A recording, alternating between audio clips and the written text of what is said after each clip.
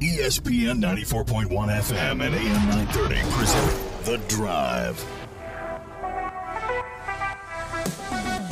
It is Thursday, July 7th. We're not supposed to be here, but you know what? The baseball game ran early, and we got a pretty good guest lined up today. So we're here. Welcome in. Paul Swann, your host. It's The Drive, ESPN 94.1 and AM 930. We're going to hang out with you for a few, and then we're going to be speaking to our guest. This is a pretty good guest. That's why I drug our producer, Christian Palmer, away from his late lunch. I'm texting him like, dude, where are you at? This game is about to end, and we got a guest that I didn't think we would get. It happened today. We got to do this show. So here he is, our producer with us, Christian Palmer. So we're going to be speaking here in a few moments with the commissioner of the Sun Belt, Keith Gill. Marshall being admitted into the Sun Belt officially on July 1st. And so far, so good as far as the transition's concerned. There's been a lot of positive energy. You see that with Marshall. You see how Marshall has transitioned from a new league, a new athletic director, a new conference, and it feels like everything is on a forward trajectory with the Thundering Herd. And, of course, the Sun Belt is in an interesting and really good spot right now with all of conference realignment. And joining us now on the program, we want to welcome the commissioner of the Sun Belt, Keith Gill. Commissioner, good speaking with you again. Thank you for doing this. I really appreciate your time. I know it's got to be really a crazy time for you right now. We just got started with all the new membership in the Sun Belt, and then everybody's talking about conference realignment again. So I'm sure you've been getting it every single day. Yeah, you know, hello, I guess I should say, Paul. Thanks for having me. I appreciate it. But yeah, it seems like it never stops, you know. Change is always on the horizon in college athletics. So this is no different than any other time. So, we'll just kind of, try to make good decisions and see where that leads us. You have to feel good, though, where you're at right now, because the one thing that constantly comes up is the Sun Belt's doing it. I don't know if the Sun Belt's sort of a throwback to what it used to be or what it should be, but you're focusing on making the best league possible, and everything else will fall into place. And so no complaints so far as the way this league is structured, the membership, the divisions, the geography. You've got to be commissioner of the year as far as how happy all the membership are. Well, the one good thing about these jobs is that, for every happy person, there's someone who's not happy. So I'll let you worry about the commissioner of the year title. But I will say this. I am excited about where we are. I think the regional rivalries are excellent. I mean, if you think about the East where Marshall is, Marshall App, that could have been the game of the year last year, 31-30 down in Boone. And so I expect more, excitement like that as well. Marshall ODU, Marshall JMU, Marshall Georgia Southern, taking back to some of those FCS playoff days. So I really do think kind of the regional framework that we have is going to be really exciting for everyone and for fans. We've got good fan bases, good football programs, really good all-sport programs. Obviously our men's soccer is going to be great. If you think about, baseball and softball, we've been multi-bid leagues over the past two seasons in both of those sports. And I think one of the things that's really interesting is, the Sun Belt is home to 3 of the top 15 teams in FBS winning percentage since 2020. And that's more than, teams from our subdivision kind of combined. So there's a lot of excitement going on, a lot of good things going on here in the Sun Belt, and we're really excited, and I'm certainly excited to have Marshall as a member. My guest is Keith Gill, commissioner of the Sun Belt. So how has the transition gone as far as you're concerned with all the new members, specifically Marshall, of course, but with the short time frame, it feels like everything, at least front-facing, looks like it's going pretty smoothly. Is that fair to say on the back end as well? Yeah, I think it is. I think certainly, we might be a little later on delivering some of our schedules than we would like and some of that inside baseball stuff.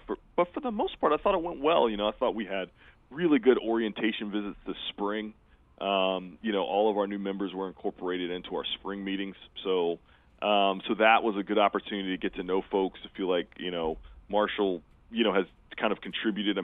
Marshall's going through a leadership transition of its own, but that's been really smooth in terms of its communication with the league I mean, President Smith is really just terrific and has been great to work with. And I've known Christian Spears for a long time. So working with Jeff O'Malley was great, while he was in that role. But certainly I already have a relationship with Christian, and so we've been able to pick up right where we left off. So I think the transition is going really well, and hopefully Marshall thinks the same thing. And I really can't wait to get started for the football season and for the fall sports generally. So that'll be a nice kind of milestone to kind of get things kicked off. I was going to ask you, but you partially answered that, what your impressions were of Christian Spears. And I'll follow up with the last time he was with me a couple weeks ago in studio. He talked about how Marshall, now are you ready for this, was the darling of the Sun Belt. So I don't know, you might have a different point of view. He was pretty happy with everything and said that Marshall was the darling of the league. So as the commissioner, how do you navigate that? You know what? I mean, here's what I hope. I hope if we got 14 schools that all think they're the darling of the league, right? I mean, everyone should have pride in what they're doing and invest in their program. So, I think that's great. I think that's great to hear. I think it's great to hear about folks' excitement in terms of what they're doing on their campuses, but also what the league's doing. So, I'm excited to hear that. Now, you get me into trouble if you ask me to pick favorites. That's the great way to get run out of these jobs, is starting to pick favorites in that regard. But we are excited to have Marshall in the league. I mean, I just think it's such a great brand, and obviously, great FCS, great FBS kind of tradition and history. A great football program. Really excited about what Coach Huff has built, and so no, it's going to be a great partnership. We're really excited about it. I know something else you have to be excited about, seeing all the things that are happening with Marshall ever since the transition began.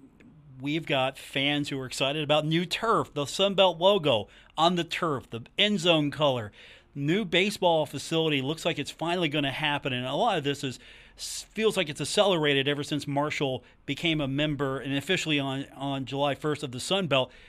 Things like that, you feel like you're pretty excited about that. At the same time, I'm sure the Sunbelt, the league, part of that reason why it feels like there's been a huge change top to bottom for a lot of these projects and the trajectory of Marshall. Yeah, it's all kind of helps the momentum of the whole league. Rising tide lifts all boats. So Marshall's momentum is going to be Sunbelt momentum. I think really excited about baseball. Baseball is really important to our league. We had 4 teams in the NCAA tournament this past year. And so that's going to be an important part. So that commitment, I think, is really exciting. I'm excited about men's soccer, and obviously, Marshall national championship and just what they've done in men's soccer is so impressive. So I do think, the things that you talked about in terms of that as momentum is a good thing. Certainly, as someone who wants Marshall to be successful, I look at those things and get really excited about, where the institution is going, the investments that they're making, and what that's going to allow them to accomplish in the future. I remember my first question to you when you were in Huntington was about soccer, and now you look at how this has progressed. You just added as an affiliate member UCF, and of course, you've got some great partners in Kentucky. You got to mention them, West Virginia, South Carolina. And you're poised to be one of the best, if not the best, soccer conference at the start of the season. Yeah, and I really do think, soccer is a metaphor for who we want to be. We want to be good at everything. We don't want to just be known as a good football conference. We want to be good at soccer. We want to be good at baseball. And so I think the opportunity in men's soccer is really in front of. Got some great affiliate members that you just named there, and then obviously we got great core members. So it's going to be a really exciting men's soccer. It's going to be an exciting inaugural men's soccer season. How many times do you in your first season you're one of the top conferences in the country? So I think it's going to be really a lot of fun competition. I'm really excited that we're back in the men's soccer business, and it should be a really exciting fall. Now, with the growth of soccer and back in the men's soccer business, does that give you some momentum to maybe get other members to sponsor soccer? I know you're trying to maintain what you have, but is there any forward-looking, trying to grow a couple of the other sports outside of football, basketball, baseball, obviously?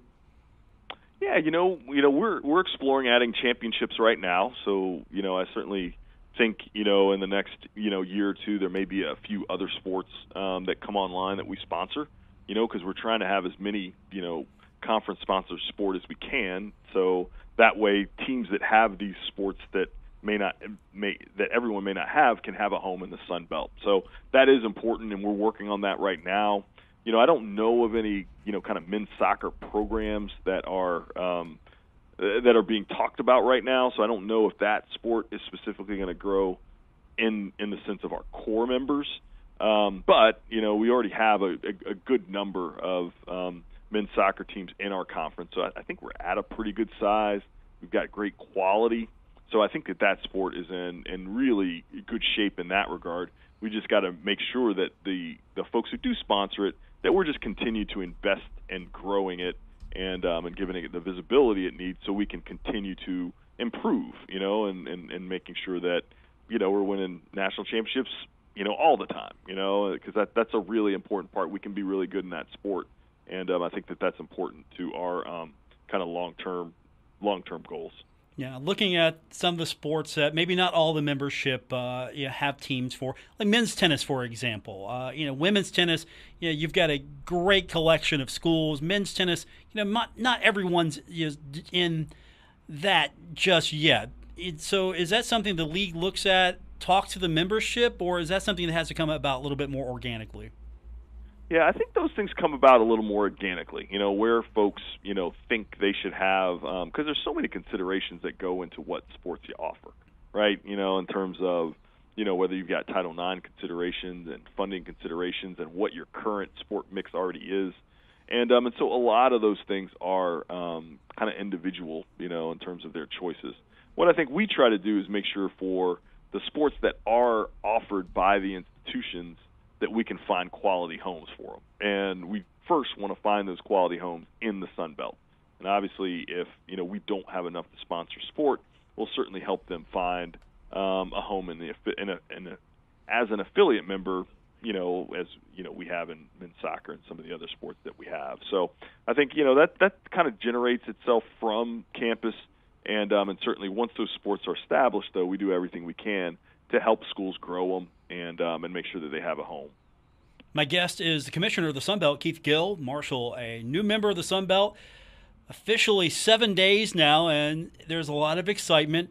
And I think with some of that excitement, we're finding out more about what Sun Belt athletics is all about, the standards, what it means to be a team in the Sun Belt. And it feels like, I'm not trying to disparage any other league, but I feel like this is a forward-moving league. This is a league that values not just football, not just basketball, but as you mentioned earlier, you want to be good at everything. And so there's a lot of excitement as far as facility upgrades. I know that Marshall's got to put in place some facility upgrades to meet Sun Belt standards. If you could just talk about what that means to be a Sun Belt school in some of these other sports where you have to have like video boards, quality. You just don't sponsor a sport and here it is. It feels like there's always a push to make that sport better, and you have to have a certain level. And I don't think all conferences do that. Yeah, I think I think it comes down. For instance, let's look at like basketball. I mean, and I've said this publicly. We've got to get better at basketball. And the reason why we've got to get better at basketball is because of what you talked about, that standard. It's important for us to be multi-bid league. We got 4 baseball teams in the NCAA championship this year. We got 4 softball teams in the NCAA championship last year. That's important to us. If we're going to do it, we want to do it right. We want to do it at a high level, and that's really every sport that we sponsor. And so we are, finding ways from a standpoint of looking at people's schedule and looking at the metrics that the committee uses and looking at facilities and helping folks with schedules. Football, we talk about these are teams you schedule and I got a great chance of winning. These are teams you schedule and the percentages aren't as good. And so we really do try to study it, obviously from a data and analytics standpoint, from a facilities and investment standpoint, and try to come up with a path for our schools to be successful, because at the end of the day, we want them on a path to win conference championships, and we really believe if you set yourself up to have an opportunity to win a Sun Belt championship, that gives you a great opportunity to get into the postseason and have success. My guest, the commissioner of the Sun Belt, Keith Gill, the Thundering Herd, new member starting on July 1st, but it feels like we've been in for a couple of months now, so it really feels like the transition has been great. What can we look forward to forward-looking here now? I know Marshall's on an upward trajectory as far as trying to get a lot of things done here. You mentioned basketball trying to get better. We'll look further ahead when the time comes for conference expansion if that conversation comes up. But what can we look forward to in the short term? Or what can Marshall fans look forward to with the league, moving forward? I think the first thing that I think I'm really excited about is Football Media Day. So that's for Marshall will be July 26th. It's July 26th and 27th, but it's July 26th for the East. I think that's going to be really exciting. This will be the first time that we have a 2-day media day and get a chance to meet all the football programs. And so I really think that's going to be exciting. That's going to be a really good kind of first kickoff. I mean, obviously July 1 was the kind of kickoff from a date standpoint, but the first kind of activity is really going to be that July 26th media day. So I really do think this season is going to be a really exciting season. The opportunity to be, on ESPN. Marshall's going to be involved in some really just fun, interesting games. You got Louisiana, that's coming there. You got App that's going to be, going to Marshall. So you've got some really exciting football, I think, to really get to sink your teeth in. I think the inaugural men's soccer season is going to be exciting as well. So I think all those things in the fall are really going to be a good kickoff. And then I think just generally, we are a conference that's on a good trajectory, and so I hope that we'll be able to figure out the CFP playoff expansion, because I think those opportunities are going to benefit the Sun Belt. If the CFP expands and there's more opportunity for teams, I really do think that that's going to help our conference. And so I think that's going to be a good long-term thing. And then just really, making sure that we continue to, maintain the trajectory that we're on, so make sure that we invest, make sure that we find ways to provide visibility to our programs and continue to grow the Sun Belt in a way that is going to, excite Marshall fans and continue to create value for the schools and the league. Well, I appreciate you doing this. I hope we can do it again soon. I know it's going to be a long journey with Marshall, and I'm excited for it, and I can't wait. You have an idea yet when your first Marshall game in Huntington will be? You're going to try to make the rounds throughout the season? Yeah, no, I'll certainly make the rounds, and so I think my first game at Marshall will probably be the Louisiana game, so on October 12th. Is probably my guess. So it's obviously it's a little early, but I think that is I've got that one penciled in as a time to make a trip to Huntington.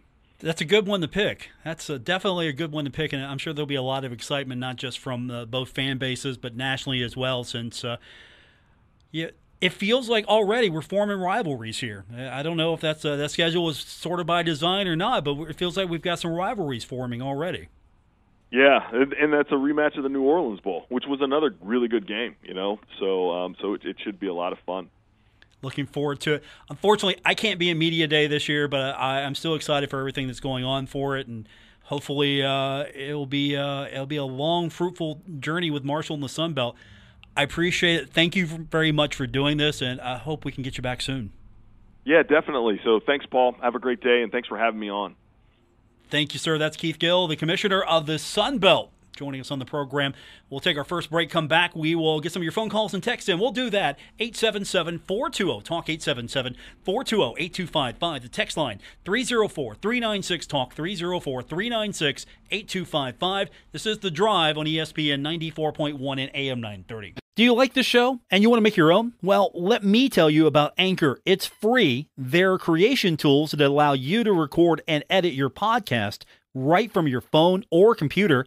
And now you can even add any song from Spotify directly to your episodes. The possibilities are endless for what you can create. Now, Anchor is going to distribute your podcast for you so it can be heard on Spotify, Apple Podcasts, and many more.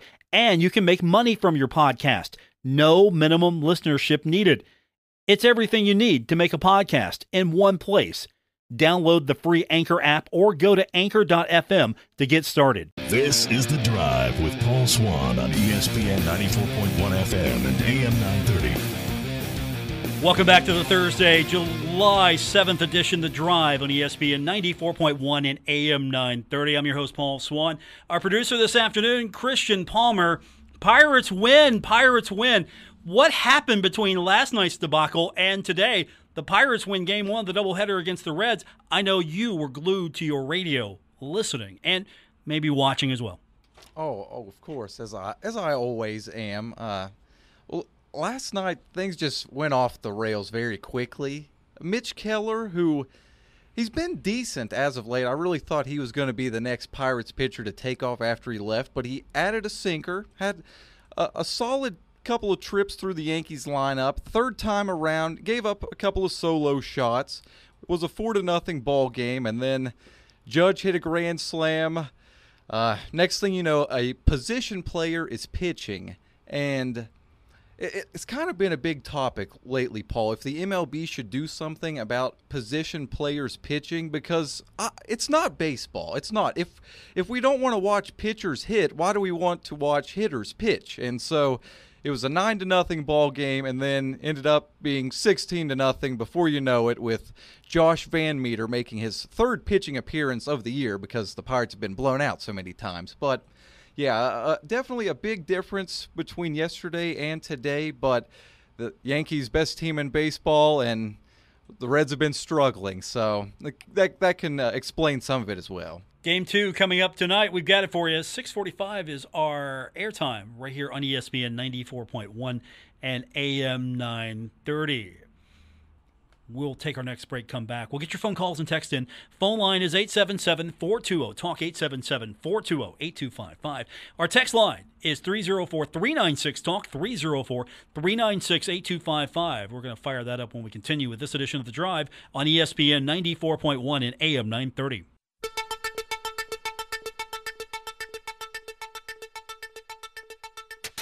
This is The Drive with Paul Swann on ESPN 94.1 FM and AM 930. Welcome back to the Thursday edition of The Drive on ESPN 94.1 and AM 930. I'm your host, Paul Swann. Here's a curious story. You want to know how much the athletes have been making? We're in year 1 of NIL, name, image, and likeness. How much are athletes making? Well, here's what the estimate is. And this is from NIL platform Open Doors. It estimated the total amount spent was $917 million. $917 million. So the average football deal comes out to nearly $3,400. $3,400 is the average. And you're looking at a couple of platforms here as well. Softball and women's basketball did land in the top 5. When you subtract football, women's sports are getting more deals than men's sports. Female gymnastics made a lot of money too. About an average of $7,000 on average per deal, and that's according to NIL platform Influencer. I think that's the one Marshall's on. So, average NIL deal, I mean, some athletes are making some money. But how much are they really making? I mean, how much is that front loaded? How much of that is, these astronomical big deals, and how much is that, really on average? So an estimated billion could be the spending for year 2. We're talking $1 billion going to name, image, and likeness deals. And of course, the power schools will see a great deal of that. An estimated $607.4 million could go to Power 5 schools, with an average annual compensation of $16,074 per athlete. This is according to Open Doors. That's pretty good. That's pretty good. So brand deals are going to go up as well. We're talking about shoes. We're talking about fashion. We're talking about apps. And according to the estimates, those type of brand deals will be about 64% of all of the compensation. That's pretty big. Now, they got to understand the other thing. It's called taxes. And that's going to put you in a different tax bracket, so you just can't go spending all that money. Now you got to understand what taxes are all about.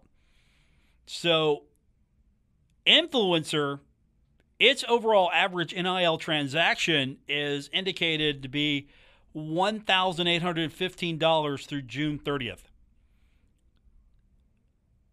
Another platform, Athliance, has an average value of $1,524.58. That is pretty good. But you know what the median, according to Influencer, the median NIL transaction value is? $53. That's the median. So not everybody's making money. And there's some big deals out there, but I think that kind of messes the numbers up a little bit.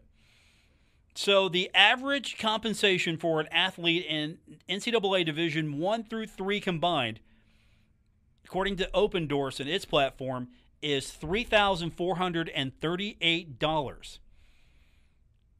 Division 1 saw an average of $3,711.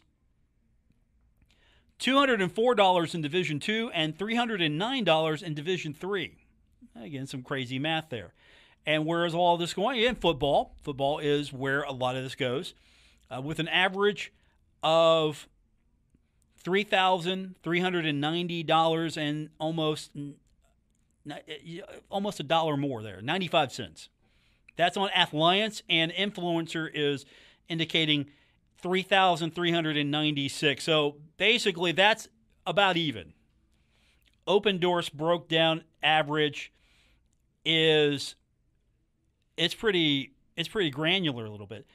$403 for a specialist. This is football positions. $758 for defensive line, and $2,128 for quarterback. Women overall. And this is overall, women's sports, $1,084 on average for an NIL deal. That's per Influencer. Women's gymnastics gets the bulk of that, $7,054 as an average. And you're seeing some interesting deals like swimming and diving, for example, $8,967 on Influencer. $6,087 for rifle, $4,813 for men's golf. Those are all higher than football and in the platform's top 5. Athliance cited an average of $1,850 for hockey, $1,400 for water skiing, and $1,026.67 for indoor track and field. So men's sports are getting the bulk of this, 62.7%, and that's combining NAIA and NCAA. And women's sports are getting 37.3%. If you remove football,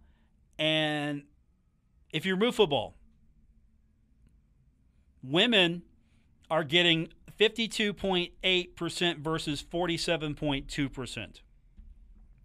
If you take football out of the equation. So football is going to get the lion's share here. Football is going to skew the numbers. And here's where you're seeing in the men's. You look at the men's here, though. Football by sport. Football, 49.9%. Men's basketball, 17%. Women's basketball, 15.7%. Women's volleyball, 2.3%. Softball, 2.1%. Number of transactions as well. Football takes the top spot. So it's football, then baseball. This is talking about total NIL activities. Football is king with 29.3% activities, of all activities. Baseball, 8%. Men's basketball, 7.6%. Women's track and field, 5.6%. And women's volleyball, 5.5%. Donor money also favors men's sports, 93% of it. Open Door said that the average monthly compensation from donors at the D1 level is $1,012, and 91% of all women's NIL activities are brand-related on Open Doors' platform, but 62% of all brand compensation went to men's sports. We could go on, but I think you get the point here. What are you doing for your money? Social media is a lot of it. Basically, we're paying. This has become an influencer. This is influencer money. Thus, influencer, one of the companies. Influencer. Influencer money. Social media. You're seeing a lot of, you get on TikTok and you see these people who do nothing but influence. Okay, I know this audience doesn't get on TikTok. Not all of you. Maybe you do. I don't know. I have TikTok. I don't use TikTok. I have TikTok. I don't use TikTok. When Coach Huff is doing TikToks on a daily basis, I will be on TikTok on a daily basis. When Dan D'Antoni's doing TikTok on a daily basis, Paul Swann will be on TikTok on a daily basis. Until then, I'm not there. But that doesn't matter because the people that you're trying to reach are there. And so this is what a lot of these athletes are doing. They're influencers here. They're endorsing brands, and they're on social media. That's crazy. And I think a lot of it is, of course, you're trying to compete. That's why you got to wrangle some of this in. I'm not saying wrangle the money in. I'm saying wrangle how this is done a little, because you got boosters and other people trying to do things. And the whole idea was that I can go out and profit on my name, my image, and likeness. Not, let's use this as a recruiting tool here, which, of course, it's going to. I mean, how many athletes, though, is it a small number of athletes that are going, hey, I'm going here because the NIL deal is the best? How many are doing that? How many of those opportunities are really out there? Compared to the really good athlete that just wants to go somewhere to improve and to think long term. Think long term, because how many? I mean, these deals are pretty nice. I mean, it's pretty good for a year, but if you're going somewhere thinking long term here, are these deals crucial, or is it just going to be part of the fabric now? Again, if you're the starting quarterback at Marshall University, you have a chance to make more than the kicker at Marshall University. If you are on the basketball team at Marshall University, you probably have more of an opportunity than some of the other sports. With that said, thanks for tuning in. Back tomorrow. We'll do it all over again here on ESPN 94.1 and AM 930.